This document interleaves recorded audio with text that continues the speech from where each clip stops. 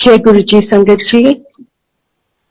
संगत जी, आपको मेरा कोटि कोटि प्रणाम।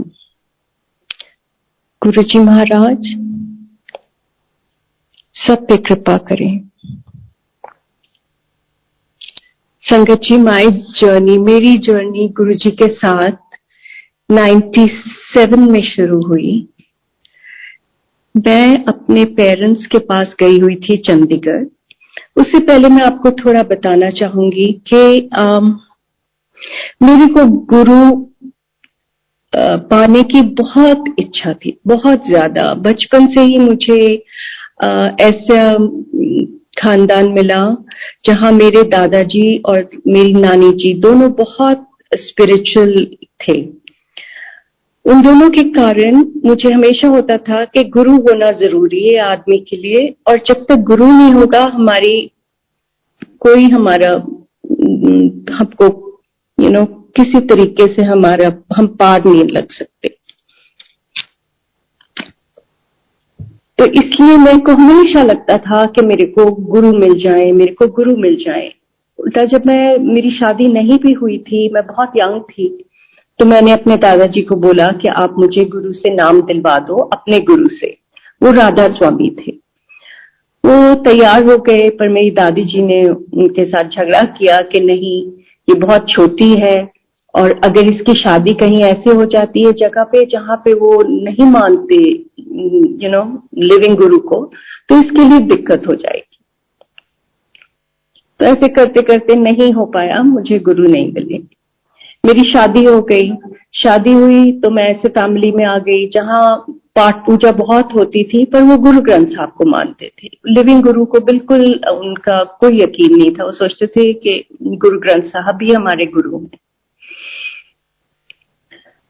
तो मुझे हमेशा से यही था कि नहीं, गुरु मिलना चाहिए। तो ऐसे ही मेरे दादाजी एक बार मेरे इन लॉज के घर मेरठ में आए, और हम दोनों बाहर गार्डन में बैठे हुए थे, और मुझे उन्होंने बोलना शुरू किया कि बेटा, मैंने ना तेरे भाई के और कजिन्स के नाम ना जमीन लगवा दी है, और मैंने तेरे को तो कुछ नहीं दिया, तुझे क्या चाहिए? तो मैंने उनको बोला, मैंने कहा बापू जी, मुझे तो कुछ भी नहीं चाहिए, आप बस इतना प्रे करो कि मुझे गुरु मिल जाए। आप कहते हो ना कि सच्चा गुरु मिलना सबसे मुश्किल चीज है दुनिया में, तो आप ये प्रे करो कि मुझे गुरु मिल जाए। उन्होंने आंखें बंद करी, उनके आंखों में थोड़े से आंसू आए, और खुश थे, और उन्होंने मेरे लिए प्रे किया। कुछ दिन बाद मैं अपने पेरेंट्स के पास चंडीगढ़ आ गई। जब मैं चंडीगढ़ आई तो मेरे मदर ने मुझे बोला कि बेटा, यहाँ पे ना एक गुरु महाराज आए हुए हैं, बहुत पहुंचे हुए हैं, और तू उनको मिलना चाहेगी? तो मैंने बोला, हाँ जी मामा, जरूर, क्यों नहीं। और उस टाइम गुरुजी 33 सेक्टर में थे चंडीगढ़ में, और मेरे पेरेंट्स का घर भी 33 सेक्टर में ही था। जहां गुरुजी रह रहे थे उनसे बस 3-4 घर छोड़ के, राइट ऑपोजिट गुरुजीज रेजिडेंस। शाम हुई, हम गए। जैसे ही हम गेट पे पहुंचे, संगत जी, मुझे इतनी फ्रेग्रेंस आई कि मैं आपको बता नहीं सकती। इतनी फ्रेग्रेंस मुझे किसी चीज की कभी भी नहीं आई। मुझे ऐसे लगे कि पता नहीं इन लोगों ने इतनी अगरबत्तियां लगा दी हैं, क्योंकि मुझे कुछ नहीं पता था गुरुजी के बारे में। और आई वाज फीलिंग कि इतना ओवर पावरिंग स्मेल है, इतनी क्यों अगरबत्तियां लगाई हैं? तो द फ्रेग्रेंस वाज अमेजिंग। जैसे ही हम अंदर गए तो वो फ्रेग्रेंस बढ़ती गई, और मैं जब गुरुजी के पास पहुंची तो मेरे मदर, जो उनके पास पहले जा चुके थे 2-4 बार, उन्होंने मुझे इंट्रोड्यूस किया कि तो गुरुजी मेरी बेटी है। तो गुरुजी मेरे को बोलते, अच्छा तो तुम मेरठ तो आई है? ऐसे, हाँ जी गुरुजी। मैंने सोचा मेरे मम्मा ने उनको बताया होगा। मैं उनके पास बैठी और उन्होंने मुझसे 2-4 बातें करी, जो मुझे संगत जी नहीं याद कि उन्होंने क्या बोला मुझे। और उसके बाद मैं साइड में बैठ के, और पता नहीं क्यों मुझे इतना रोना आया कि मैं बैठी रोती रही। 2 घंटे जो मैं वहां बैठी थी, मैं रोती ही रही। और मुझे ऐसे लग रहा था जैसे बहुत विराग उठता है ना, मुझे ऐसे लग रहा था। उसके बाद लंगर सर्व हुआ, हमने लंगर खाया और हम घर वापस चले आए। अगले दिन की ऐसे इंतजार थी कि कैसे शाम हो और हम फिर से जाएं। फिर जितने लोगों ने गुरुजी को मिले हैं उन सबको पता है कि ये एक खिंचाव, ऐसा खिंचाव था कि आप उसको सहन नहीं कर पाते थे। आपको लगता था कब शाम हो, कब हम गुरुजी के पास पहुंचे। तो मैं उस नेक्स्ट डे हुआ, हम फिर गुरुजी के पास गए और संगत जी उस टाइम पे बहुत थोड़ी संगत होती थी, मतलब उधर रूम में हो सकता है 40-50 लोग हों। तो हम बैठी हुई थी और उस दिन संगत जी मेरा ना दिमाग काम करना, पहले दिन तो मेरा दिमाग ही नहीं था, जैसे बस मैं रोई जा रही थी। दूसरे दिन मैं बैठी, मैंने गुरुजी को देखा और गुरुजी ने नीला चोला पहना हुआ था और बड़ा ही सुंदर फिरोजी से रंग का, और गुरुजी किसी से बात कर रहे थे। तो मैंने गुरुजी को माथा टेका और मैं बैठ गई और बैठ के मैं गुरुजी की तरफ देखना शुरू कर दिया और मेरे दिमाग में बातें आनी शुरू हो गई कि कहते हैं 7 तो सफेद कपड़ों में होते हैं, शांत बैठे होते हैं या कोई सरमन दे रहे होते हैं, पर ये तो गुरुजी तो बातें कर रहे हैं और इन्होंने तो बड़े फैंसी कपड़े पहने हैं and he is looking so wonderful and he is so smartly dressed. ऐसी चीजें मेरे दिमाग में आनी शुरू हो गई और फिर मेरे को अपने आप पे इतनी शर्म आई, मैंने अपनी आंखें बंद करी और मुझे सुखमनी साहब की वो तुक याद आई कि 7 का निंदक महात्यारा, 7 का निंदक परमेश्वर मारा। और मैंने एकदम से अपने आंखें बंद करके और मैंने बोला, गुरु महाराज मुझे नहीं पता आप कौन हो, मुझे बताओ आप कौन हो। संगत जी ये भी गुरु जी की करामात है कि मैंने ये अपने आप से ये क्वेश्चन किया, क्योंकि ये मेरा नेचर है नहीं कि मैं इतना बोल दूं कि आप मुझे बताओ कि आप कौन हो। और मेरे सिर के अंदर इतनी जोर से आवाज आई, कहते तू मेरे कपड़े देखना आई है, ये कपड़े तो मैं उन्होंने लिए पाए है जिन्होंने मैं इथों वापस भेजना है, इन्ह कपड़ियां तो अगे आके देख मैं की है। तो मैंने ये आपको बोला है एग्जैक्टली इन पंजाबी जैसे मुझे गुरुजी ने बोला, फिर मैं आपको हिंदी में बोल देती हूँ क्योंकि कईयों को शायद पंजाबी नहीं समझ आती होगी।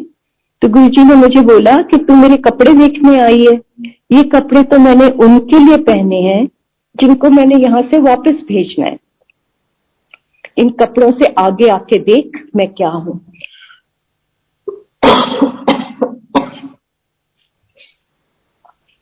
सॉरी संगत जी, मैंने एकदम से अपनी आंखें खोली और मैं हैरान होकर मैंने गुरुजी की तरफ देखना शुरू कर दिया। गुरुजी ने मेरी तरफ देखा, मुस्कुराया और दूसरी तरफ देखना शुरू कर दिया। तो ये दोनों इंसिडेंट्स इतने बड़े इंसिडेंट्स हैं कि कोई भी अगर थोड़ा सा भी इंटेलिजेंट होता तो समझ जाता कि ये भगवान है। तो संगत जी मुझे बिल्कुल समझ नहीं आया, मुझे इतना पता था कि ये बहुत पहुंचे हुए हैं, तो मैंने इतना कभी भी रियलाइज नहीं किया कि भगवान है। उसके बाद मेरे हस्बैंड चंडीगढ़ आए, वो बिल्कुल किसी को नहीं मानते थे, वो तो यहाँ तक कि गुरुद्वारे भी नहीं जाते थे। अगर हम कहीं गुरुद्वारे जाते थे एंड आई वुड से आई वांट टू गो, तो उन्होंने मुझे बोलना ठीक है तू जा, मैं बाहर खड़ा हूं। सो मैंने उनको बताया गुरुजी के बारे में बड़े एक्साइटेड होके, और उन्होंने मुझे बोला कि तू you know what are you getting involve with, तो इतनी यंग है, तब मेरी एज कुछ 30s में होगी, अर्ली 30s। ये सब तू अभी से ही इतनी कामों में लगी हुई है। एंड मेरी मम्मा को उन्होंने बोला कि मम्मा ये आपने इसको कहाँ लगा दिया है, you know she is crazy as it is, तो आप इसको कहाँ लगा रहे हो। एनीवेज हमने अगले दिन पार्टी पे जाना था और मुझे इतना वो कि मेरे को क्यों जाना है पार्टी पे, मेरे को नहीं जाना, मेरे को तो गुरुजी के पास जाना है. But I was also very I was scared, but I मेरे को अच्छा नहीं लगता था कि मैं को किसी से भी किसी बात पे झगड़ा करना पड़े या आर्ग्यूमेंट करनी पड़े. तो मेरे को लगता था मान ही लो तो अच्छा है. सो एनीवेज मैंने डरते डरते अपने हस्बैंड को बोला कि ठीक है हम पार्टी पे तो जा रहे हैं बट आप मेरे को सिर्फ 5 मिनट दे दो और मैं गुरु जी के पास माथा टेक के भाग के आ जाऊंगी, आप कार में बाहर बैठे रहना. और संगत जी मैं भाग के अंदर गई गुरु जी के पास और मैंने माथा टेकने के लिए जैसे पहुंची तो मैंने देखा कि इतनी लंबी उस दिन लाइन लगी हुई थी ना, जहां पे आप सीधा गुरु जी के पास जाते थे और यहाँ हो सकता आपके आगे एक आधा कोई हो. उस दिन अच्छे 15 लोग खड़े थे लाइन में. एंड आई वाज लाइक आज तो मुझे पक्का से ये डांट पड़ी जानी है because he is going to say कि तू, और मैं वापस भी नहीं जा सकती क्योंकि मैं यहाँ तक आ गई हूँ तो मैं माथा टेके बिना तो जाऊंगी नहीं. तो मैंने वहीं पीछे लाइन में खड़े होकर प्रे करना शुरू कर दिया. मैंने कहा गुरुजी प्लीज प्लीज उसको अंदर बुला लो, लाल जी को, मेरे हस्बैंड का नाम, और I don't want him to get angry with me, आप प्लीज बुला लो. तो जैसे मैं गुरुजी को माथा टेकने पहुंची और मैं मुड़ी तो मैंने देखा मेरे हस्बैंड पीछे खड़े हुए हैं, 4-5 लोग छोड़ के. He was standing at the line. और मैं बैठ गई क्योंकि व्हेन ही हैड कम इन तो मैंने सोचा बैठ जाओ, तो मैं बैठ गई. उन्होंने माथा टेका और वो भी बैठ गए. शब्द चल रहे थे, हम शब्द सुनते रहे थोड़ी देर और मैंने आंखें भी बंद नहीं करी क्योंकि मुझे ये था कि पता नहीं when he will get up and walk, कब मतलब निकल के चल पड़ेंगे तो मेरे को फिर उठना पड़ेगा. तो मैंने ऐसे इशारे से कहा कि चलें, तो ही से ठीक है. और मैंने माथा टेका गुरुजी को और हम आ गए बाहर. आते ही बाहर ही टेल्स मी कि तू इतनी जल्दी क्यों उठ गई, बैठी रहती. सो संगत जी देखो, जिसने कभी भी गुरुद्वारे में नहीं एंटर किया, अब मुझे नहीं पता क्यों वो अंदर आए, किस खिंचाव ने उनको अपनी तरफ खींचा, कैसे गुरुजी ने उनको बुलाया और ब्लेस किया. उसके बाद हम संगत जी मेरठ आ गए. गुरुजी, मुझे पता लगा कि दिल्ली चले गए हैं, एम्पायर स्टेट. तो मैं मेरठ से दिल्ली गुरुजी के पास कभी कभी आ जाती थी. जब मैं गुरुजी के पास आती थी, गुरुजी मेरे को अपनी एक स्वरूप दे दें. मैं डर के मारे कि मेरे मदर इन लॉ क्या बोलेंगे, वो पंजाबी में जैसे बोलते ना थोड़े डाडे थे, तो मैं डर के मारे वो जाके स्वरूप फाइल पकड़ी मैंने और उसमें रख दिए. मैं अगली बार गुरुजी के पास आई, गुरुजी ने मुझे 2 स्वरूप और दे दिए. मैंने वो स्वरूप जाके फिर रख दिए. फिर आई, फिर से गुरुजी ने मुझे स्वरूप दे दिया. संगत जी, मैं अपने आप को इतना अभागा समझती हूँ कि मैंने अपने गुरु की मेरे में इतनी स्ट्रेंथ भी नहीं थी कि मैं अपने गुरु की फोटो लगा सकूं और कहूं कि नहीं ये तो मेरे गुरु है. मैं डर के मारे वो फोटोएं फाइल में रख देती थी. ऐसी संगत जी गुरु जी के पास मैं जाती रही, कई बार गुरु जी के पास गई होंगी. तब तक आई थिंक 2000 अर्ली 2000 की बात होगी ये, कि मेरे हस्बैंड जो थे उनकी पोस्टिंग हो गई थी Lebanon. He was on a UN mission. 99 and he went. In the March of 2000, मेरे को लेबनान से मैसेज आता है कि my husband is very unwell, कि उनकी तबीयत, मेरे हस्बैंड की तबीयत बहुत ज्यादा खराब है और मेरे को बुलाया उन्होंने. तो मैं बहुत घबरा गई, बहुत ज्यादा, बिकॉज मुझे ये नहीं समझ आ रहा था कि जो बिल्कुल ठीक था एकदम से कैसे बीमार हो गया, क्या हुआ. एनीवेज मैं दिल्ली आई और वहां पे टेंट में उनकी जो यूनिट की जो पीछे रह जाते हैं कुछ लोग, वो टेंट्स में थे दिल्ली में, और मैं उधर उनके पास पहुंची। वहां से उन्होंने मुझे ट्रेन पे चढ़ाना था। जब मैं वहां पहुंची उस दिन मुझे याद है कि शिवरात्रि थी और मैं शिव जी का व्रत रखती होती थी। शिवरात्रि को मैं भी व्रत रखती थी और एक ही टाइम खाना खाती थी, पर मीट वगैरह मैं नहीं खाती थी। सो उस दिन इन्होंने क्या किया कि मुझे बोला कि मैम ठीक है हम आपको, मैंने कहा मेरे को गुरुजी के पास ले जाओ। सबने बोला ठीक है मैम आपको गुरुजी के पास हम ले जाएंगे, पर आप पहले खाना खा लो। अब मेरा खाने को बिल्कुल मन नहीं था, मैंने 2-3 बार मना किया पर वो हटे ही ना। सो मैंने कहा ठीक है, just put whatever you want and give it to me. उन्होंने डाल दिया, मैंने ऐसे ही मुंह में डाला और मैंने देखा कि मीट है। मैंने प्लेट नीचे रख दी, मैंने कहा आज तो मेरा व्रत था और तुम लोगों ने मेरा व्रत तोड़वा दिया। I was very upset. एक मुझे ये लगे कि अब शगुन हो गया, already he is not well, और ऊपर से ये मैंने गलत काम कर दिया है। देखो हमारे अंदर कितना डर होता है। हम भगवान को पूछते भी हैं तो डर से पूछते, प्रेम से नहीं पूछते। हम कहीं हमें डर होता है कि भगवान हमारा बुरा कर देंगे अगर हमने ये नहीं किया वो नहीं किया, जो कि बहुत ही गलत सोच होती है।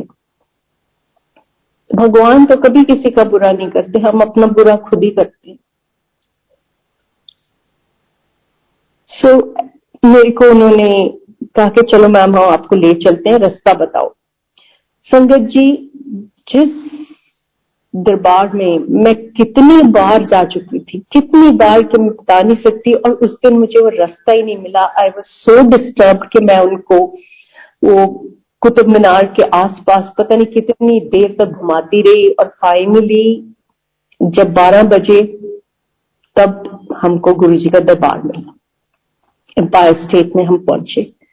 जब मैं वहां पहुंची तो दरवाजा बंद हो चुका था और संगत जा चुकी थी। मैंने खटखटाया तो सुदामा बाहर आए। सुदामा गुरुजी को देखते होते थे और बाहर आते ही बोलते हैं कि बहन जी गुरुजी तो, तब आंटी गुरुजी बोलते थे किसी किसी को, सबको गुरुजी भी नहीं बोलते थे, और हम एक दूसरे को तो आंटी अंकल नहीं बोलते थे। तो उन्होंने सुदामा ने बोला बहन जी गुरुजी तो अपने पूजा में चले गए हैं। मैंने कहा नहीं सुदामा आप कुछ भी करें मेरे को गुरुजी से मिला दें, मेरे को गुरुजी को मिलना है। उन्होंने मुझे बोला बहन जी गुरुजी तो सब जगह है, आप यहाँ से ही गुरुजी के आगे अरदास लगाओ और आपकी अरदास कबूल हो जाएगी। तो संगत जी मैं आपको बताना चाह रही हूँ कि देखो ये सोच का फर्क है। सुदामा के लिए गुरुजी हर जगह थे और मेरे लिए गुरुजी सिर्फ उस बॉडी में थे जो मुझे दिखती थी। सो मेरी सोच कितनी छोटी थी और सुदामा की सोच देखो। एनीवे मैंने वहीं से माथा टेका, मैंने गुरुजी को प्रे किया और रोते रोते मैं वापस चली गई। मैं लेबनान पहुंची और मेरे हस्बैंड की तबीयत बहुत ज्यादा खराब थी और पर वो गुस्से वाले भी बहुत थे। तो जैसे ही मैं पहुंची तो मुझे बहुत डांटा कि तू इधर क्यों आई है। एनीवे अगले दिन मेरी डॉक्टर के साथ मीटिंग थी। डॉक्टर ने मुझे बताया कि his liver has packed up completely, मतलब लिवर बिल्कुल खराब है और 3 महीने से ज्यादा लाइफ नहीं है। संगत जी आप इमेजिन कर सकते हैं कि व्हेन यू आर यंग आप पे क्या गुजरी होगी कि जब आपको एकदम से ये सुनने को मिल जाए, स्पेशली जिसकी कभी तबीयत जिंदगी में कभी खराब ना हो, उसके बारे में आपको ये सुनने को मिले कि he is not going to be there for more than 3 months. तो मैंने डॉक्टर को बोला कि इसका क्या इलाज है। He says there is nothing, हम कुछ नहीं कर सकते। उन दिनों में ट्रांसप्लांट, लिवर ट्रांसप्लांट इंडिया में तो नहीं होते थे, अब्रॉड ही होते थे और वो भी बहुत लंबी वेटिंग लिस्ट होती थी। And for people like us it was extremely expensive, मतलब बहुत ही महंगा था। कोई लैक्स ऑफ डॉलर्स में एज आपको देने पड़ते थे डू दैट। सो मैंने फिर सोचा कि ऐसे तो आई कांट गिव अप। मैं उस दिन, मेरे को याद है कि जब हम हॉस्पिटल से वापस आ रहे थे तो मेरे साथ 2 ऑफिसर्स थे, मैं पीछे बैठी हुई थी और मेरा इतना मन भरा हुआ था और मैंने उनको, मतलब उनके सामने मैं रो भी नहीं पा रही थी, तो मैंने उनको इतना बोला कि मेरे को ना एक तो आप सोने की गोली ले दो, I want medicine which I can sleep, और दूसरा प्लीज मुझे ना आप 10 मिनट दे दो, दोनों गाड़ी से बाहर निकल जाओ। और संगत जी मैं बहुत रोई। रोने के बाद मैंने आंखें पोंछी और मैंने सोचा नहीं, अब मुझे कुछ करना पड़ेगा। I can not let this happen. मैं, ये नहीं हो सकता कि ऐसे हो, मेरे को कुछ ना कुछ तो करना है। और मैं गुरु जी को कॉन्स्टेंटली प्रे करी जा रही थी। मैं वहां हॉस्पिटल में बैठ के पूरा टाइम पाठ करती थी और बस यही सोचती थी कि गुरु जी मेहर करेंगे, गुरु जी मेहर करेंगे। मेरे मदर इंडिया में थे, वो गुरु जी के पास गए, उन्होंने गुरु जी को बोला कि गुरु जी इस तरह हो गया है। तो गुरु जी ने उनको कुछ बोला कि आप ऐसे कर दीजिए। My mother did that. वहां से संगत जी मैं इजराइल गई। इजराइल में एक वर्ल्ड रिनोन डॉक्टर थे इस लिवर के लिए, उनको मिलने गई। उनको मिली तो उन्होंने मुझे बोला कि ठीक है, आप वेडनेसडे को इनको ले आना। उस दिन आई थिंक मंडे, नहीं, इट वॉज अ फ्राइडे था। तो उन्होंने बोला वेडनेसडे को लाना। I said all right. मैं आ गई वापस। मैं वापस आई तो मेरे हस्बैंड ने मुझे बोला कि मैं बिल्कुल कहीं नहीं जा रहा, तुमने जहां धक्के खाने हैं तुम खा लो, मैं नहीं जाऊंगा। तो वो भी मेरा कुछ नहीं बना। उसके बाद मैंने अपनी सिस्टर को कॉल किया। मेरी सिस्टर इंग्लैंड में थी, वहां पे भी एक बहुत अच्छे डॉक्टर थे सेंट जॉर्जेस हॉस्पिटल में, और उन्होंने उनसे बात करी एंड ही सेड ठीक है, you bring him. So I told my husband, मैंने कहा चलो हम इंग्लैंड चलते हैं। अब इनको लगा कि हम इंग्लैंड मेरी सिस्टर के पास जा रहे हैं, तो हम लेबनान से इंग्लैंड आ गए।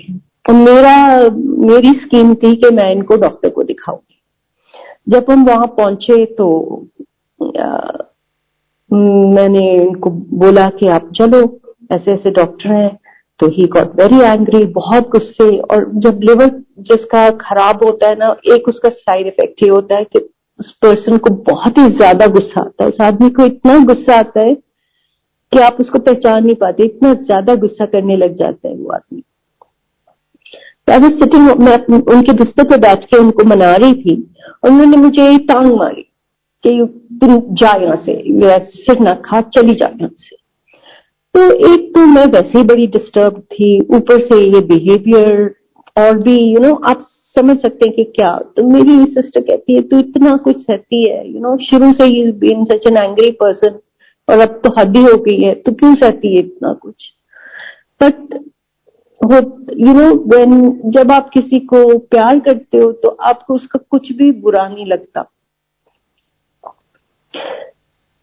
तो हम वहां से, मैंने बड़ा मनाया, फाइनली ही एग्रीड, हम आ गए हॉस्पिटल। डॉक्टर ने हमको अपॉइंटमेंट दे दी और बोला ठीक है, इनको एडमिट होना पड़ेगा और फिर मैं पूरे टेस्ट करवाऊंगा और फिर मैं देखता हूँ।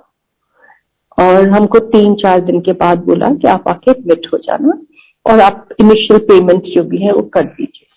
तो my sister made the payment, उन्होंने पेमेंट कर दी और हम हॉस्पिटल से बाहर निकले। जैसे ही हम बाहर निकले, मेरे हस्बैंड कहते हैं तुम जो मर्जी करो, मैंने नहीं एडमिट होना, मैंने कोई टेस्ट नहीं करवाना, मेरे को कुछ नहीं करवाना। संगत जी वॉज अबाउट 90 kgs और अपने लिवर के कंडीशन के करके उनका वेट जो था 70s में आ गया।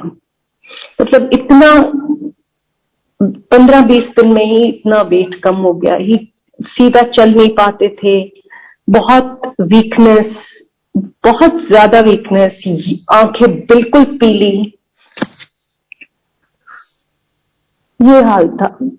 वहां से हमने वापस आना था, तो मेरी जो टिकट थी वो ऑब्वियसली मेरी अपनी प्राइवेट टिकट थी, इनकी ऑफिशियल टिकट थी। तो मेरा मैं उनसे एक दिन पहले नहीं, वो मेरे से एक दिन पहले पहुंचे वापस। जब इंडिया आए तो मेरे मदर को मैंने बहुत रिक्वेस्ट किया था कि मम्मा आप सीधा गुरुजी के पास ले जाना है इनको। तो जैसे ये पहुंचे उसी दिन मेरे मदर इनको गुरुजी के पास लेके गए। तो मेरे मदर बताते हैं कि माथा भी नहीं टेका और पीछे बैठ गए, और पीछे बैठ के और उल्टा सीधा बोलना शुरू कर दिया कि पता नहीं, इंडिया में तो एक ईंट उठाओ तो नीचे से साधु निकल आता है, मम्मी आपको पता नहीं क्या हो गया, आप मेरे को कहाँ ले आए हो, मैं इतना थका हुआ हूँ और मैं इतना टायर्ड हूँ और आपने मुझे लाके यहाँ बैठा दिया है। गुरुजी ने बोला इनको लंगर दो। He refuse to have langar also, कि मैंने नहीं खाना। बड़ी मुश्किल से मेरे मदर कहते मैंने थोड़ा बहुत लंगर खिलाया और मैं बोलती रही कि लाल जी चुप कर जा, ना बोली जा उल्टा सीधा, ना बोली जा, बट ही वुडंट स्टॉप। लेते देते उनको वापस ले आए घर। जब सत्संग खत्म हुआ, अगले दिन मैं पहुंची, मैं गई और जाके मैं बैठ गई। मैं इतनी डिस्टर्ब थी कि मेरे से बात ही नहीं हो रही थी, और मैं गुरुजी के बिल्कुल पास, गुरुजी के राइट साइड पे लेफ्ट साइड पे बैठी हुई थी। और गुरुजी ने एक दो बार मेरी तरफ देखा और दूसरी तरफ देखना शुरू कर दिया। मेरे मदर ने मुझे बोला तू चुप से बैठी है, गुरुजी को बोल आगे होके। तो मैं आस्ते से गुरुजी के पास आगे हुई और मेरे मुंह में इतना ही निकला, मैंने कहा गुरुजी लाल जी ने ठीक कर दो। तो गुरुजी ने इतनी जोर से मुझे डांटा, मुझे कहते हैं नास्तिक है, मैं दिली की कर सकता है, कुछ नहीं कर सकता मैं दिली। और मैं डर के मारे पीछे होके और बैठ के मैंने रोना शुरू कर दिया। गुरुजी ने मेरी तरफ देखा और फिर मुझे बोला इधर आ। फिर मैं गुरुजी के पास गई, गुरुजी ने मेरे को बोला ए कर दे ओ कर, मतलब he told me some things to do, कुछ करने को मुझे बोला। और जो मैंने सोचा कि हाँ अब मुझे गुरुजी ने बता दिया है टोटका सा और अब ये ठीक हो जाए। तो संगत जी अगेन मैं आपको फिर से ये बताना चाहती हूँ कि वो गुरुजी हमारी आंखों पे पर्दे डालते थे कि हम उनको पहचान ही ना पाए कि वो क्या है। ये जो हमें छोटा मोटा कभी किसी को बताते थे, वो सिर्फ उसकी आंखों के आगे पर्दे डालते थे, उसको भ्रम में डालते थे। मैंने जाके जो गुरुजी ने बोला मैंने कर दिया। संगत जी मैं इतनी एंग्शियस और इतनी घबराई होती थी कि जो मेरी ये नेक में नर्व्स हैं ये खड़ी होती थी, बिल्कुल बाहर दिखती थी और ऐसे टिक करती होती थी। मतलब इतना मेरे अंदर डर और फियर था। मैं गुरुजी के पास हर रोज चली जाती थी क्योंकि अब हम दिल्ली में थे वो टेंट में, और मैं हर रोज जाने लगी गुरुजी के पास शाम को। मेरे हस्बैंड नहीं जाते थे और मैं जाके बैठ जाती थी। आस्ते आस्ते मेरे में इतना फर्क आना शुरू हो गया, मेरा मन शांत होना शुरू हो गया। गुरुजी जब भी मैं जाती थी मेरे को गुरुजी यही पूछते थे की हाल है मानदा, एंड आई वुड से ठीक है गुरुजी, एंड ही वुड से कुछ नहीं हुंदा। हर रोज का हमारा यही डायलॉग होता था। वैसे गुरुजी के पास बैठे बैठे मेरे मन शांत हो गया, मेरे अंदर से हमेशा वाहिगुरु वाहिगुरु निकलने लग गया। मुझे बिल्कुल और कोई सोच नहीं आती थी, बस मैं पूरा दिन सुखमनी साहब का पाठ करती थी या Waheguru Waheguru, to the extent के मेरे अंदर से सुखमनी साहब अपने आप चलना शुरू हो गया। ऐसे ही संगत जी एक दिन मैं गुरुजी के पास से वापस आई और मैं सो रही थी। सोते सोते मुझे नहीं पता क्या टाइम होगा, 2 में भी 3, मुझे नहीं पता। एकदम से मुझे ऐसे लगा जैसे एक झोंका सा आया टेंट के अंदर, और मैं डर के मारे आंखें बंद करके उठ के बैठ गई। माय हस्बैंड इज स्लीपिंग, वो मेरे साथ पास में सो रहे हैं, और मुझे इतना डर सा लगा और मैंने पाठ करना शुरू कर दिया। संजय जी, बिल्कुल जहां आप कहते हैं ना तीसरी आंख होती है, यहाँ मेरे अंदर एक कुछ खुला, जैसे एक कैमरे का अपर्चर, पुराने कैमरास में एक अपर्चर सा खुलता होता था ना, एक छोटी सी आंख सी खुलती थी, वैसे मेरे अंदर खुला और वहां गुरुजी बैठे हुए मुझे दिखे, लाल चोले में, इतनी क्लियरली मैं आपको बता नहीं सकती। और मुझे कहते हैं हुण सुती पई है, उठ जा, मैनू ठीक करना है। और मैं बस वाहिगुरु वाहिगुरु करी जा रही थी। मेरे को ऐसी स्मेल्स आनी शुरू हो गई जैसे ऑपरेशन थिएटर में होती हैं। और थोड़ी देर के बाद वो अपर्चर सा बंद हो गया और ऐसे जैसे हवा सी बाहर निकली है टेंट से, जोर से आवाज आई और जैसे हवा जाती है जोर से, और मैं आस्ते आस्ते लेट गई और मैं सो गई। संगत जी, मैं जब सुबह उठी हूं, मुझे क्लियरली याद भी नहीं था कि मेरे साथ ये हुआ है। मुझे याद था but not to the extent like जैसे मैंने देखा था वैसे मुझे याद नहीं रहा। जब मैं गुरुजी के पास शाम को पहुंची तो गुरुजी मुस्कुरा रहे थे और मुझे देखते कहते, फिर करता ना कल्याण। तब मेरे को एकदम से सारा कुछ क्लियरली वापस याद आ गया और मैंने गुरुजी को माथा टेका और मैंने देखा कि गुरुजी के नेल्स ब्लू थे। संगत जी, दैट इज द डे मैंने वहां खड़े होकर गुरुजी को बोला कि मेरे को माफ कर दो। अपने मन के अंदर मेरे से हिम्मत ही नहीं होती थी कि मैं गुरुजी से बातें करूं, जैसे दुनिया बातें करती थी, कई लोग बहुत बातें करते थे गुरुजी के साथ, मेरे में इतनी हिम्मत ही नहीं होती थी कि मैं गुरुजी से बात कर पाऊं।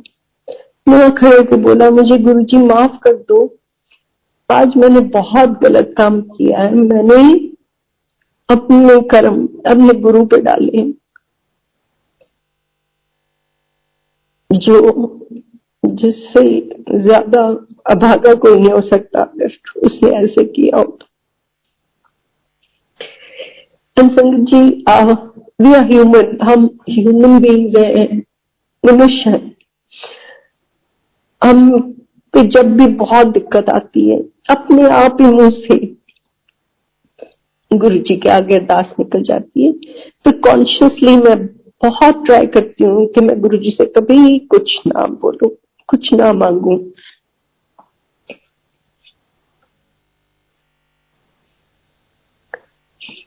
और संगत जी, उसके बाद मेरे हस्बैंड ठीक होने शुरू हो गए।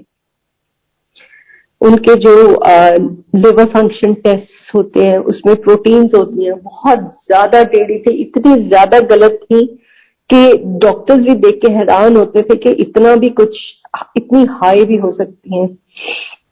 यहाँ तक कि डॉक्टर्स ने मुझे लिख के दे दिया था कि अगर एक ड्रॉप भी अल्कोहल इनके अंदर जाता है तो he will not survive at all. और मेरे को लिख के अंडरलाइन करके हाईलाइट करके डॉक्टर ने बोला कि ये देख लो, मतलब he will not live a single day, लिखा हुआ वहां पे मेरे को दे दिया। और मैं कुछ दिन हुए और मेरे हस्बैंड ने पीना शुरू कर दिया और मेरे को फिर से मैंने कहा ये तो अब काम गड़बड़ हो गया। पर मैंने गुरुजी को जाके नहीं बोला कि गुरुजी ही इज ड्रिंकिंग अगेन, कब क्या होगा। जब मैं जाऊं गुरुजी पूछे की हाल है मानदा, मैं कहूँ ठीक है जी, पी रहा, मैं कहूँ हाँ जी, कहते पीन दे, परवाह न कर, पीन दे। संगत जी, बैरल पे बैरल खत्म की होगी मेरे हस्बैंड ने। उसके बाद बीमार जरूर हो जाते थे थोड़े बहुत, पर कुछ नहीं होता था। तो ये थी मेरे गुरु की मेहर, जो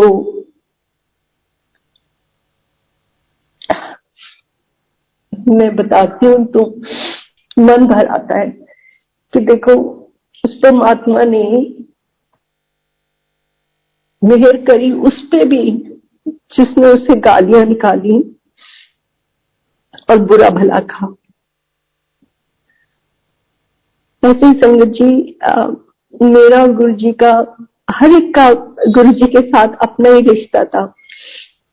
अब मैं गुरु जी को कुछ बोल नहीं पाती थी, पर because I came from a very conservative family, तो जब भी मैंने देखा कि गुरु जी के कोई पाँव दबा रहा है, तो मेरे मन में होना कि हाय गुरु जी मेरे को ना बोल दे कि पाँव दबा, या कोई ना कोई जान पहचान का है बैठा हुआ, उसने बोलना है लय की कर रही है, कहीं पीछे पता लग गया तो मेरे इन लॉज क्या बोलेंगे, ऐसी चीजें मेरे दिमाग में आनी। फिर गुरु जी ने किसी को बोलना कि सत्संग कर, खड़े होके, और मुझे लगना हाय मुझे ना बोले, मैं कैसे करूंगी, मेरे को तो करना नहीं आता। ऐसी ऐसी उल्टी सीधी बातें मन में आनी। और संगत जी एक टाइम आया कि सब कुछ मन से निकल गया, और मैं प्रे करती थी गुरु जी को कि गुरु जी मैनू भी अपने चरण दबान दो, मेरे को भी सत्संग करना है, मेरे को भी बोलो खड़ी होके सत्संग कर। और किया गुरु जी ने, बहुत मेहर करी। यहां तक कि आई रिमेम्बर कि मैं लोगों को देखती थी, वो दंडवत प्रणाम कोई ना कोई करता था गुरु जी को, कोई संगत में से होता था जो करता था। और एक टाइम आया कि I would do that to Guru ji, जो इतना मेरे को मतलब था कि ईगो, कि कोई मेरे को ना देख ले, कोई पता नहीं हम क्या क्या हम में होता है, जो गुरु की मेहर से ही निकलता है हमारे अंदर से। संगत जी मैं आपको बताना चाहूंगी कि गुरु जी सबको बोलते थे कि एवं पंडितां कोल तुरी फिरती है, एवं बाबियां कोल तुरी फिरती है, पर मैं गुरु जी के होते भी एक दो मेरे को था कि गुरु जी नाम तो देते नहीं, और मेरे को तो नाम मिलना बहुत जरूरी है। मेरा ये भ्रम था कि नाम के बिना तुम्हारी गति नहीं हो सकती। तो मैं एक दो गुरुओं के पास जाके नाम लेने की कोशिश कर रही थी, और गुरु जी ने मुझे कभी नहीं रोका, तो फिर तू क्यों जाती है, कहाँ जाती है, कुछ नहीं बोला। हो सकता है उनको ये ही हो, पता हो कि ये ढूंढ भगवान को रही है, और इतनी मूर्ख है कि इसके सामने भगवान बैठा है और उसको दिखता नहीं। सच में संगत जी हमें कभी गुरु जी ने महसूस नहीं होने दिया कि वो भगवान है। हमें यही लगता था कि हमारे गुरु हैं और ये हम पे इनकी मेहर है, और हम जैसे एक बुजुर्ग होता है घर में, जिसके साए के नीचे आप फल फूल रहे होते हो, और आपको किसी चीज का दुख नहीं होता, आपके सारे दुख वो अपने पे ले लेते हैं, हमें ऐसे लगता था। Another thing I'll tell you संगत जी, जब भी मैं गुरु जी के पास जाती थी, somehow मुझे पता नहीं क्यों लगता था कि मैं सैटरडे को जब भी गुरु जी के पास जाती तो मेरी प्रॉब्लम्स वापस आके बढ़ जाती हैं। मतलब मुझे ये नहीं पता था कि गुरुजी मेरे कर्म काट रहे हैं, ये इतनी समझ ही नहीं थी। मुझे लगता था हाय अब सैटरडे को मैं गुरुजी के पास जाऊंगी, और सैटरडे मैं जाऊंगी तो जरूर, पर मेरे आते ही प्रॉब्लम्स बढ़ जाती। और सच में ऐसे ही होता था, पर इतनी अकल ही नहीं थी कि वो जो पता नहीं कितनी बड़ी मुसीबतें थी वो छोटे में काट रहे थे। सुनिए जी, मुझे ना बड़ा मन में होता था कि जो मेरा हस्बैंड है वो मेरे फ्रेंड की तरह होने चाहिए, rather than somebody who is talking down to me. मुझे होता था कि मेरे फ्रेंड की तरह होने चाहिए। तो मैं गुरु जी के सामने खड़े होके और मन में अरदास करती थी कि गुरु जी लाल जी को ना मेरा मीत बना दो।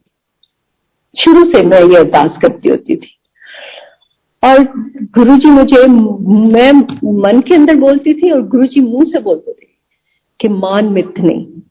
और मुझे इतना दुख लगता था कि हाय गुरुजी मुझे ये क्यों बोलते हैं कि मान मित। सरनेम वाज मान, मेरे हस्बैंड के सरनेम मान। मुझे हमेशा से यही मन में रहना कि हाय गुरुजी तुसी ये कह दो कि ये तेरा मीत है, तुसी ये क्यों कहते हो कि तेरा मीत नहीं है। पर मेरी हिम्मत नहीं होती थी मैं गुरुजी को बोलूं। एक दिन संगत जी मैंने बड़ी हिम्मत करके गुरुजी, मेरा और गुरुजी का डायलॉग एक ही होता था, मैंने खड़े होकर अरदास करनी और गुरुजी ने मेरे को बोलना मान मितनी।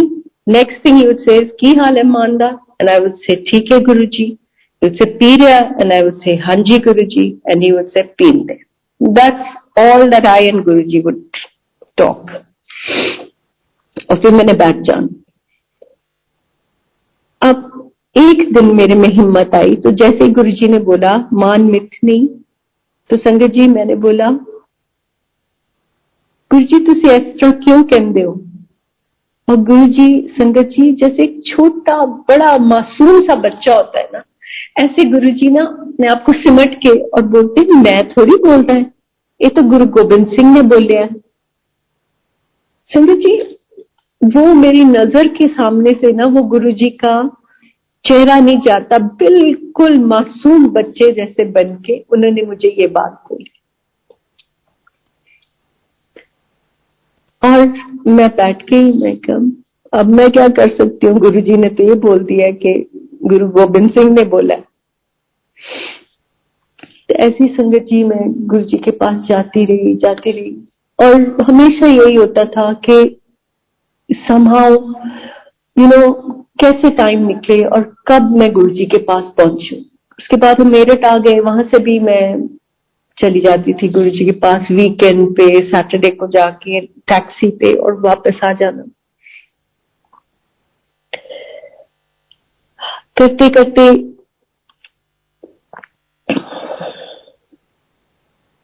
दिस इज संगत जी, दिस इज बिफोर, एक सैटरडे बिफोर गुरुजी लेफ्ट हिज चोला। गुरुजी ने अपना चोला छोड़ा, उससे एक सैटरडे पहले गुरुजी वेडनेसडे को अपना चोला छोड़ते हैं। ये सैटरडे, उससे पहले के सैटरडे की बात है कि मैं गुरुजी के पास गई और गुरुजी हमेशा जब हम जाते थे बोलते थे मैं तो दिल्ली चले जाना है, दिल्ली नहीं रहना, इत्थों दी संगत प्यार नहीं करदी, बड़ी निर्मोही है, पंजाब की संगत चंगी है। तो हमें यही लगना कि गुरुजी पंजाब आ जाएंगे वापस। पर समझ नहीं आता था कि गुरुजी हर बार यही बात क्यों बोलते। संगत जी उस दिन गुरुजी ने मैं जब पहुंची हूँ गुरुजी के पास, मैं नॉर्मली मुझे ये होता था कि मैं गुरुजी के पास होके बैठूं। उस दिन पता नहीं क्यों मेरा बहुत मन उदास हुआ। जैसे ही मैं एंटर करी मेरा इतना मन उदास था और मैं पीछे जहां पे म्यूजिक लगा होता था वहां बैठ के और मैंने रोना शुरू कर दिया। बड़ी अब देर हो गई थी कि मैं कभी रोती नहीं थी गुरुजी की प्रेजेंस में, मतलब मुझे कभी रोना आया ही नहीं था। गुरुजी ने मेरा सारा रोना खत्म कर दिया था। कुछ भी होता मेरे को रोना नहीं आता था, तो उस दिन मुझे बड़ा ही रोना आया। और वही जब मैंने माथा टेका तो गुरुजी मेरे को कहते हैं की हाल है मानदा। मैं क्या ठीक है गुरुजी। कहते पी रहा है? मैं क्या हाँ जी गुरुजी। कहते पीन दे। और उस दिन पता नहीं मैंने क्यों गुरुजी को बोला कि गुरुजी मेरा बस इतना ही मन से निकला कि मेरा भी तो सोचो कुछ। मैं गुरुजी मैं, तो गुरुजी ने बोला तू मेरे कोल बैठ जा, तू मेरे कोल बैठ जा। संगत जी गुरुजी जब संगत को वापस भेजते थे तो ऐसे ही इशारे से किसी न किसी को बुलाते थे और कहते थे चल भाई जा, चलो, ऐसे इशारा कर देते थे। तो और सारी संगत का एक ही काम होता था कि जैसे ही लंगर हो जाता था हम लोग सब नजरे नीचे कि जैसे हमको तो गुरुजी दिख ही नहीं रहे, है ना, कि कहीं गुरुजी ये ना बोल दें कि उठो और जाओ। पर गुरुजी का अपने तरीके होते थे, कैसे ना कैसे आपको भेज देते थे। उस दिन गुरुजी ने मुझे नहीं बोला तू जा। मैं बैठी रही और बहुत थोड़ी सी संगत रह गई थी, आई थिंक 4-5 लोग रह गए होंगे। गुरुजी अपने कमरे में गए और जाके और अपना चोला बदल के पैंट शर्ट पहन के एंड ही केम आउट। आके मैं जहां नीचे बैठी हुई थी वहां बैठ गए बिल्कुल मेरे साथ।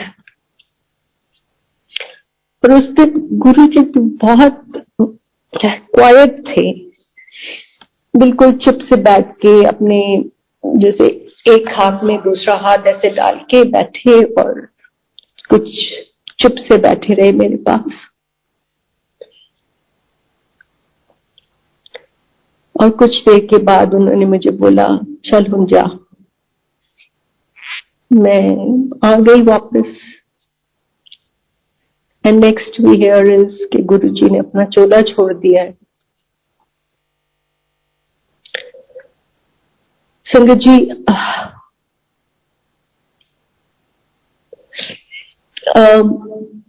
उस दिन जब हम पहुंचे बड़े मंदिर, मेरे को पता नहीं क्यों उस दिन बिल्कुल रोना नहीं आया। मैं गुरुजी की तरफ देखती रही। गुरुजी लेटे हुए थे वहां और मैं गुरुजी को देखी जा रही थी और मैं बोल रही थी कि गुरुजी, मैंने तो सोचा था कि मैंने बड़े यंग से गुरु ढूंढे हैं, तो मेरी तो जिंदगी निकल जाएगी, पर आप तो छोड़ के चल पड़े। पर पता नहीं क्यों मेरे अंदर इतना शांति सी थी, मुझे रोना नहीं आ रहा था। मैं देखी जा रही थी और मैंने कहा, नहीं, you can't leave me and go away, you are here only. मुझे ऐसे दिमाग में सोचती। और हमारे बड़े भाग्य है इस बात में कि जब गुरुजी को का देह संस्कार हुआ तो हम वही थे।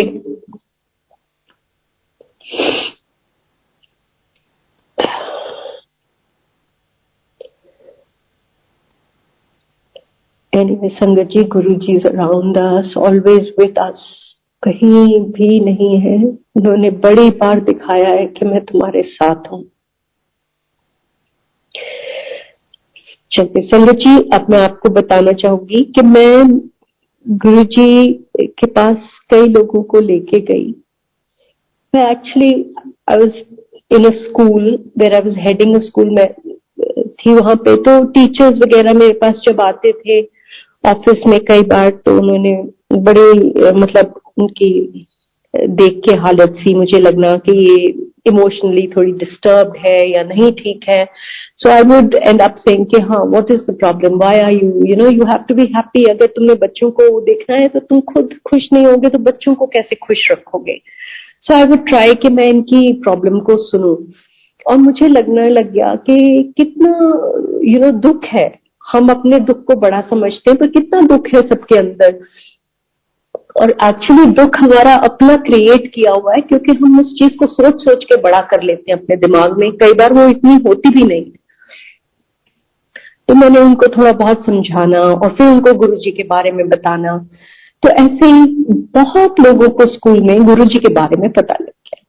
यहाँ तक कि जब हमने बैठ के कई बार उन्होंने मेरे को बोला कि मैम हमको भी थोड़ा सा बताओ। मैंने बड़ी किताबें पढ़ी हुई थी और उससे मैंने एक प्रोग्राम सा बना लिया और उनको थोड़ी सी मतलब अपने सेल्फ ऑब्जर्वेशन पे डाला कि अपने आप को देखो, तुम क्या सोच रहे हो, क्या कर रहे हो, कैसे करना चाहिए, कैसे अपनी तुम इमोशंस है जो सिर्फ ऊपर नीचे होते हैं और हमारे को डिस्टर्ब कर देते हैं। तो ऐसे करते करते मतलब थोड़ा सा एक कोर्स सा बनाया उन्होंने। वो कुछ 15-20 लड़कियों ने कोर्स सा किया और उसके बाद उनको लगा कि हाँ, बहुत शांति है हमारे अंदर।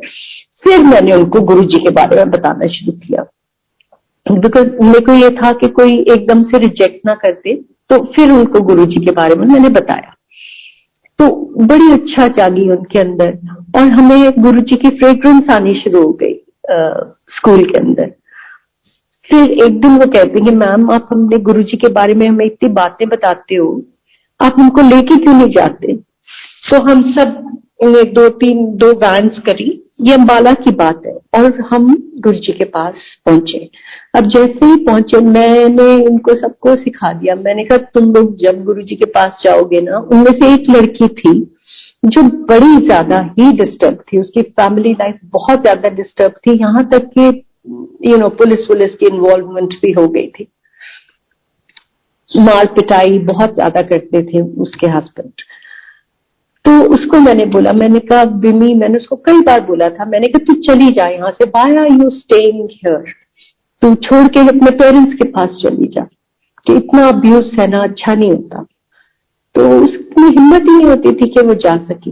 मैंने उसको बोला, मैंने कहा तू ना गुरुजी से जाके अपनी अरदास लगा देना, है ना, ये बोला मैंने उसको। तो ये सब सुन रहे थे। तो जैसे ही हम पहुंचे तो मैं सबसे आगे थी, मैंने जाके माथा टेका।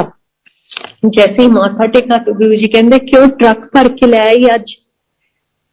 मेरे को ज्यादा बात करनी नहीं आती थी, मैंने कहा हाँ जी गुरुजी, और मैं बैठ गई।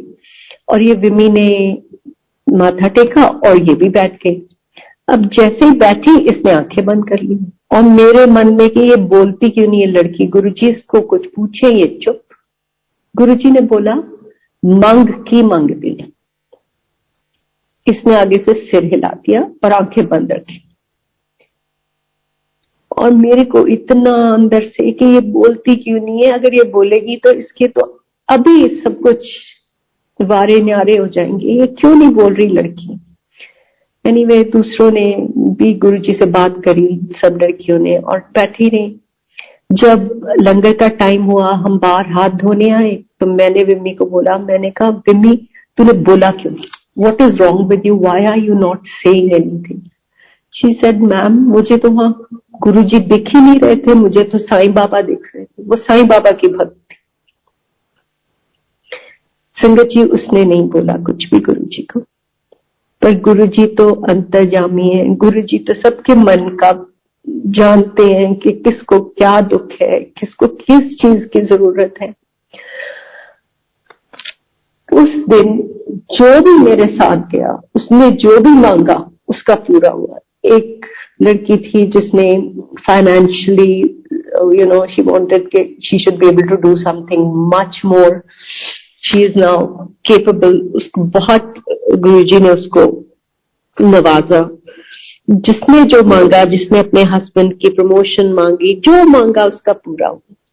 जब हम वापस आए, विमी में पता नहीं कहां से हिम्मत आई और वो अपने पेरेंट्स के पास चली गई। तो संगत जी गुरुजी की मेहर तो ऐसे है जैसे बारिश बरसती है, आपको सिर्फ खाली होना है और गुरुजी की मेहर आप पे बरसेगी, हर हालत पर से। चाहे आप उनसे बोले ना बोले, मांगे ना मांगे। कई बार लोग कहते हैं कि अगर मां से ना मांगो तो मां भी नहीं देती खाने को, पर मां और गुरु में बहुत फर्क होता है।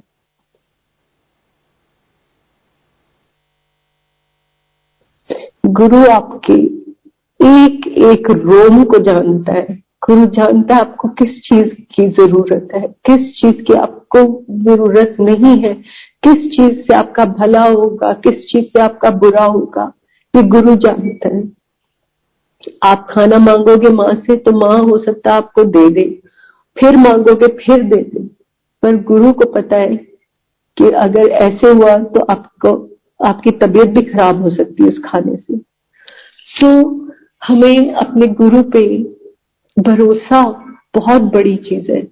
Having faith is the most important thing, and then your guru will give you more than you can ever ask for. जो आप मांग सकते हैं, हम बहुत छोटे हैं दिमाग से, दिल से हम बहुत छोटे हैं। गुरु को हमको हमारी सोच से बढ़ के देते हैं। इसलिए मांगना मेरे हिसाब से हम ये नहीं कि मैं नहीं मांगती, मेरे से कई बार मेरे मुंह से निकल ही जाता है कि गुरुजी इस तरह हो रहा है, क्यों हो रहा है, इन्हें ठीक कर दो। बट अगेन कॉन्शियसली मांगना I don't think is such a great idea.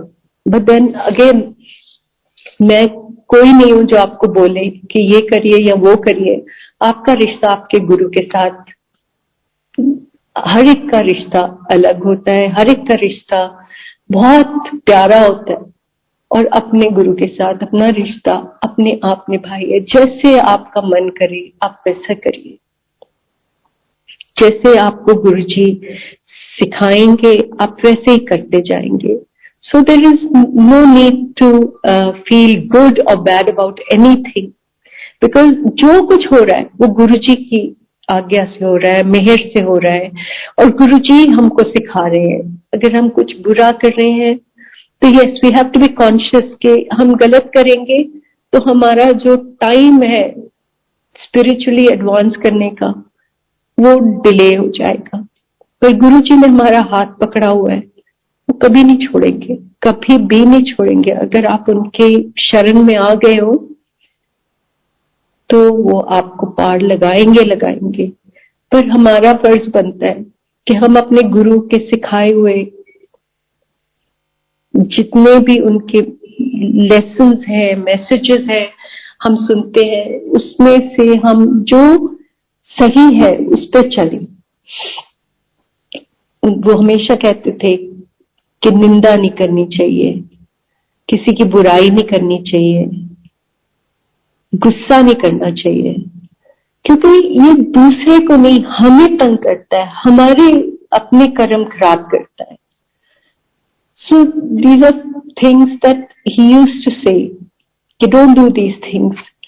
लेकिन संगत जी मैं आपको बताती हूँ कि मेरे को सुखमनी साहब पाठ करना बहुत अच्छा लगता था। सुखमनी साहब करने के लिए आपको 45 मिनट्स टू 1.5 आवर के बीच लग जाता है, मतलब आपकी स्पीड के ऊपर। और अगर आप करते रहे हो तो आसानी से कर लेते हो, तो कभी भी 45-50 मिनट से कम नहीं लगता। और गुरुजी मुझे बोलते थे तू चौपाई का पाठ करया कर, और मैं सोचती थी नहीं मेरे को चौपाई का पाठ नहीं इतना अच्छा लगता, मेरे को तो सुखमनी साहब अच्छा लगता है। और संगत जी देखो चौपाई का पाठ 10 मिनट नहीं लगते करने में, पर मैं पहले करती थी, फिर मेरा मन हट जाता था, मैं कहती नहीं मैं तो सुखमनी साहब का पाठ करूंगी। मतलब हम इतने मूर्ख होते हैं कि हम अपने गुरु की कही हुई बात पे चल भी नहीं पाते। हमें अपने ही बीच में अपनी मर्जी करनी है, हमें अपना ही इच्छाएं करनी है, which is so wrong. But क्या करें, नहीं समझ, नहीं पता, नहीं अकल। जब वो देगा अकल तभी आती। संगत जी ऐसे ही मैं आपको 2-3 और इंसिडेंट्स बताऊंगी जो मेरी प्रेजेंस में हुए और जो कि बड़ी अमेजिंग मिरेकल्स ही थे। एक बार ऐसे ही गुरुजी के पास एक lady I, she must be 60-65 की उम्र होगी उनकी, और वो आके और पहली बार ही आई थी गुरुजी के पास, और एक उनके हाथ में पैकेट सा था और वो लाके और उन्होंने गुरुजी के पाँव चरणों में रख दिया। और उस टाइम पे सब लोग लंगर करके और कोई हाथ धोने गए हुए थे। और ऐसे एम्पायर स्टेट में आपको पता है कि बहुत लोग जैसे आज तो पता नहीं करोड़ों में ही हम सब गुरुजी के साथ जुड़े हुए हैं, पर उस टाइम पे इतने लोग नहीं थे, 100-80-100 इतने होते थे एम्पायर स्टेट में। तो सब मतलब हॉल खाली सा ही था, कुछ ही हम बैठे हुए थे। तो वो लेडी ने गुरुजी को आगे होके कुछ बोला और गुरुजी ने जोर से पाँव मारा, और जैसे ही पाँव मारा तो तब तक संगत अंदर आ चुकी थी। शी वाज टॉकिंग टू गुरुजी, और गुरुजी ने जोर से पाँव मार के वो पैकेट साइड में किया, कहा तू मेरे पैसे देना ही है, तुम्हें पता मैं कौन है। और जैसे ही उन्होंने ये बोला संगत जी पूरे कमरे में जैसे बारिश हो रही है ना, ऐसे बारिश होनी शुरू हो गई, हमारे ऊपर छींटे पड़े, और जितने स्वरूप लगे हुए थे गुरुजी के सब स्वरूप में से अमृत बहना शुरू हो गया। और सबने भाग भाग के वो अमृत को चखना शुरू कर दिया। मैं बताया कि मैं बैठी हुई थी तो बैठी रहेगी, और फिर मैंने सोचा कि ठीक है आ तो यहीं से रहा है और मुझे वहां जाने की क्या जरूरत है। मैंने उठ के गुरुजी को माथा टेक दिया और फिर ऑफ कोर्स मैंने भी चखा, और इतना अमेजिंग टेस्ट था कि मैं बता नहीं सकती। तो ये है गुरुजी के। और संगत जी इतना बड़ा मिरेकल था ये, पर हम में से किसी को, मेरे को नहीं लगता कि जितने भी हम वहां जाते थे हमें ये लगता था कि गुरुजी इज महाशिव या गुरुजी परमात्मा है, हम सोचते थे गुरु जी है बस हमारे सबसे अमेजिंग गुरु जी। तो ऐसे गुरु जी के एक बार संगत जी मुझे मौका मिला गुरु जी की सिंहासन के पीछे खड़े होने का। पता नहीं गुरु जी को शायद कैसे मैं पीछे खड़ी थी मुझे नहीं मालूम। तो गुरु जी ने मेरे को इतनी वाइब्रेशन फील होनी शुरू हो गई, मुझे ऐसे लग रहा था जैसे धरती हिल रही है। और गुरु जी मुझे बोलते हैं पीछे ना खड़ी हो, आगे आ जा, क्योंकि उनको पता था कि इसकी काबिलियत ही नहीं है मेरी एनर्जी लेने की। और मैं आगे आ गई। आई वाज लाइक क्वाइट शेकन कि ये हुआ क्या, उन्हें क्या हो रहा था, क्यों धरती हिल रही थी उधर।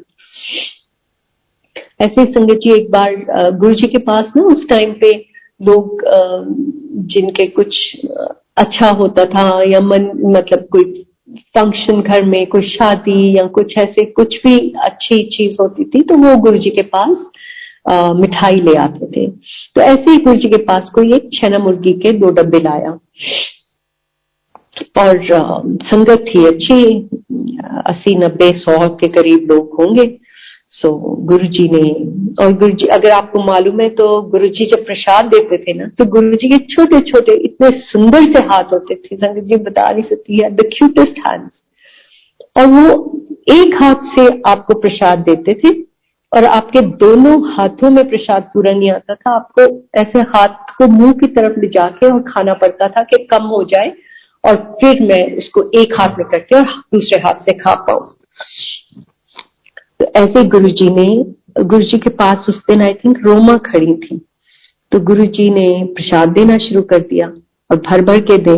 और रोमा को लगा कि ये तो पूरा नहीं पड़ने वाला, आज बात बिगड़ जानी है। थोड़ी देर बाद गुरुजी डब्बे का ढक्कन वापस लगाए, उसको हिलाएं और डब्बा भर जाए। जो खड़खड़ करने लगता था डब्बा वो भरा निकले। ऐसे ही ना जो हम लोग कोई पास थे उन्हीं को ये नजर आया कि हो क्या रहा है। ऐसे गुरुजी ने सारी संगत को, रोमा ने एकदम से ऐसे देखना शुरू कर दिया आगे होके, तो गुरुजी कहते की देख दिया, परा हो जा, तो साइड में हो गई। संगत जी ऐसे ही मेरे हस्बैंड गुरुजी को मानने लग गए थे। और ऐसे एक बार हम जब गुरुजी के पास एम्पायर स्टेट पहुंचे, ही वेंट विद मी, तो हम जल्दी पहुंच गए थे। और गुरुजी जो एक साइड बोर्ड पड़ा होता था साइड में, आप लोगों ने कहीं उन्हें फोटो भी देखी होगी, गुरुजी की साइड बोर्ड पे बैठे थे, तो गुरुजी वहां बैठे थे। हमने जाके माथा टेका और मेरे हस्बैंड ने जैसे ही माथा टेका तो गुरुजी ने अपना हाथ ऐसे ऊपर हवा में किया और डिवाइन प्रसाद लाके और उनके हाथ में रख दिया और उन्होंने फटाक से मुंह में डाल दिया। So Guruji blessed even those who did not believe in him. जिनको गुरुजी पे बिल्कुल यकीन नहीं था ना, गुरुजी ने उनको भी भरमार ब्लेसिंग्स दी और जिंदगी की ब्लेसिंग्स दी। संगत जी गुरुजी के जाने के बाद मुझे तो कई बार लगने लग गया कि गुरुजी आप कहाँ हो, गुरुजी मुझे दिखाओ कि आप यही हो, गुरुजी मुझे पता आप हो पर मेरे को कैसे यकीन हो कि आप हो यहाँ पे, you have to show me somehow. तो एक बार ऐसी हम गुरु पूर्णिमा की बात है और ये आई थिंक 2019 की बात है कि मैं बड़े मंदिर गई। जब मैं बड़े मंदिर गई तो मैं इतनी हैरान, मैंने कहा ये भगवान यहाँ कैसे अंदर जाया जाएगा, ये तो पता नहीं क्या हो रहा है यहाँ पे, कहाँ से सारी दुनिया ही बड़े मंदिर में इकट्ठी हो गई है। जिसने गुरुजी को ऐसे दूर से देख के और भाग के हम गुरुजी के पास पहुंच जाते थे, हमारे लिए इमेजिन करना ये दिक्कत की बात थी, ये इतने लोग। और गुरुजी हमको बोलते होते थे कि आया करो, एक टाइम ऐसा आएगा तो मेरे दर्शन भी नहीं होंगे। हम सोचते थे कि गुरुजी की कह रहे हो, कितने लोग हो जाएंगे, है ना। तो ये हमारी सोच है ना, हमें पता ही नहीं था कि गुरुजी क्या है। एनीवे संगत जी 1.5-2 घंटे लाइन में खड़े होके फाइनली जब हम अंदर पहुंचे तो मैंने देखा कि सेवक जो थे वो बोल रहे थे चलो चलो आगे चलो आगे चलो आगे चलो, किसी को खड़े भी नहीं होने दे रहे थे, मतलब लाइन को ऐसे सीधा निकाली जा रहे थे। अब इतने लोग होंगे तो यही हो सकता है, क्या करेंगे। सो मैं जब गुरु जी के पास खड़े होकर प्रे करने लगी, उन्होंने बोला चलो चलो आंटी चलो चलो, तो मैं बाहर आ गई और बाहर आके और मेरी आंखों में आंसू आ गए। मैं कहा गुरु जी मैं तो हूं तुहाडे कोल नहीं आ सकती, तुसी मेरे कोल आ जाओ, मेरे लिए तो बहुत मुश्किल है। मैं कहा इन्होंने तो मैंने इत्थे खड़े भी नहीं होने दिता, मैंने खड़े होके तो देखन भी नहीं दिता कि मेरे गुरु कित्थे बैठे होंगे सी। ते समझिया मानोगी नहीं, एक सेवादार आए, मुझे कहते आंटी तुसी अंदर बहना, आ जाओ। मेरे को ले गए और वो जो कॉर्डन ऑफ किया होता वहां से हटा के बिल्कुल जहां शिव जी के पास मेरे को बिठा दिया, कहते बैठो आंटी। मैं बैठ गई। संगत जी, दैट इज आवर गुरु, ये है हमारे गुरु जो आपकी छोटी से छोटी इच्छा भी खाली नहीं जाने देते। ऐसे ही संगत जी एक बार मैं टोल्ड हूं कि कॉन्शियसली मैं मांगती नहीं हूं, ट्राई करती हूँ नहीं मांगने की, पर ऐसे मेरे से निकल जाता है कई बार। तो ऐसे ही एक बार ना जी मैंने एक गाड़ी खरीदनी थी, पर मुझे एक हॉलिडे पे भी जाना था। तो एक कोई दिल्ली में एक एजेंसी है जिनका मुझे पता लगा कि वो उनको कांटेक्ट करने से वो आपके लिए सारे पेपर वर्क कर देंगे, सब कुछ कर देंगे आपके पीछे से और आपकी गाड़ी खरीद देंगे। अब मैंने उनको कांटेक्ट किया तो उन्होंने मतलब मैंने तो कांटेक्ट किया कि पता करूं, उन्होंने मुझे हाउंडी करना शुरू कर दिया, मतलब हर रोज ही कॉल आना शुरू किया, हर रोज ही कॉल आना शुरू किया। तो फाइनली मतलब मैंने बिना सोचे उनको 10 लाख रुपए भेज दिए कि ठीक है मेरे को ये वाली गाड़ी चाहिए, आप ऐसे इसको बुक कर दीजिए एंड बाद में जो दूसरी पेमेंट है वो बाद में हो जाएगी, आप बुकिंग अमाउंट ले लो। तो उन्होंने ले लिया और हो गया काम, मेरा हॉलिडे खत्म हो गया, मैं वापस भी आ गई और वापस आके मैं उनको कॉल करूं तो वो लोग मतलब कहीं अभी डिले हो रहा है, ऐसे हो जाएगा, वैसे थोड़ी देर और लगेगी। फाइनली कई महीनों के बाद मुझे समझ आ गया कि ये फ्रॉड है काम और ये पैसा तो अब मिलना नहीं है, तो गया। तो बट मेरे कोई कजिन है वो दिल्ली में थे and he is from the BSF, is a very close friend, so I am calling him a cousin, मतलब बचपन से जानते हैं।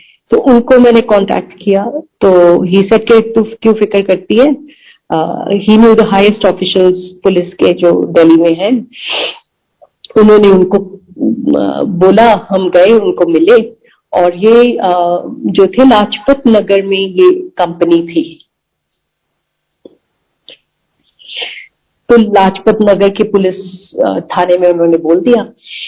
अब आई डोंट नो पुलिस कैसे फंक्शन करती है, बट वो इतने बड़े ऑफिसर ने और जो उनके जो सेकंड मतलब जो उनके व्हाटएवर PA और व्हाटएवर वो इनको हर रोज रिंग करते थे इस थाने में, पर ये कुछ करते ही नहीं थे, मतलब इधर की उधर की ऐसे वैसे, ये चाहिए वो चाहिए, कुछ ना कुछ मतलब इन्होंने करा। मैंने फिर फाइनली इनको FIR भी कर दी, FIR करी पर कुछ भी नहीं उसका जवाब। मैंने सोचा FIR कर दी, अब फॉरगेट इट, कि कुछ नहीं होने वाला है ना, जस्ट फॉरगेट इट। और बच्चों ने मुझे ना मजाक करना शुरू कर दिया, जो बच्चा आए वही बोले पापा यू आर सो फूलिश, और यहाँ तक कि मम्मी आप तो सोचे बिना आप बहुत ही बुद्धू हो, आप बिना सोचे ही कुछ ना कुछ कर देते हो एंड आपके साथ ही ऐसे होता है। तो मैं कहा ठीक है मैं क्या करूं। अब एक दिन मेरे सन इन लॉ आए और उसने भी मुझे बोला, जब उसने बोला तो मुझे बुरा सा लग गया, मतलब कई बार बोल चुके थे तो यू रीच अ पॉइंट जब लगता है कि हाय क्या यार, मैं बिल्कुल ही मतलब ये लोग मेरे को ऐसे ही सोचते हैं कि बेवकूफी है। तो गुरु जी की फोटो मेरे सामने लगी हुई थी और मैंने बोला, मैं क्या गुरु जी हूं तो मैंने बच्चे भी मजाक करने लग गए, मैंने इतना ही बोला संगत जी। और आप मानोगे नहीं कि अगले दिन ही मुझे कॉल आ जाता है पुलिस स्टेशन से रिंग आता है कि मैम हम पुलिस स्टेशन से बोल रहे हैं और आप ना मंडे को आ जाओ कोर्ट में और आपका पैसा मिल जाएगा, दिस सैटरडे। अब मैंने कहा कैसे मिल जाएगा? इसे मैम आप आ जाओ, वो पकड़ा गया है आदमी और उसने बोला है कि हम पैसे दे देंगे। तो उसने बहुत लोगों के साथ उन लोगों ने फ्रॉड किया हुआ था। सो somebody pursued it and उसके कारण मेरा भी मतलब गुरुजी ने मेरी बात सुन ली और किसी को उसके पीछे लगाया और काम हो गया। सो संगत जी मैं मंडे को गई और मेरे को जाते ही सीधा जज ने बोला कि मैम दैट्स योर चेक। मेरे को चेक पकड़ाया और मैं आ गई।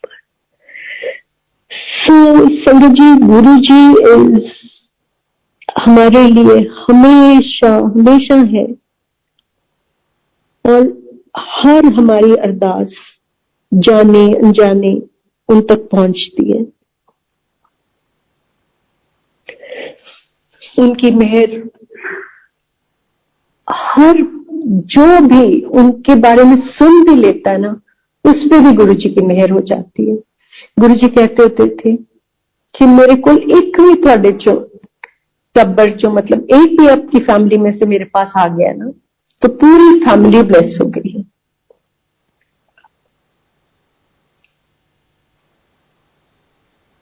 गुरु जी की मेहरों की तो कोई अंत ही नहीं है। संगत जी मैं आपकी बहुत आभारी हूं कि आपने मेरा सत्संग सुना। गुरु जी आप सब पे बहुत बहुत मेहर करें और आपको अपने साथ हमेशा जोड़े रखें। लोग कहते हैं कि हम गुरु का हाथ नहीं पकड़ सकते क्योंकि हम वो हाथ छोड़ देंगे। गुरु हमारा हाथ पकड़ते हैं तो वो कभी नहीं छूटता। सो गुरु ने हमारा हाथ पकड़ा हुआ है और वो हमें इस कहते ना लीला से बाहर निकालेंगे एंड हमें पार लगाएंगे। थैंक यू संगत जी, thank you thank you thank you thank you Guru ji.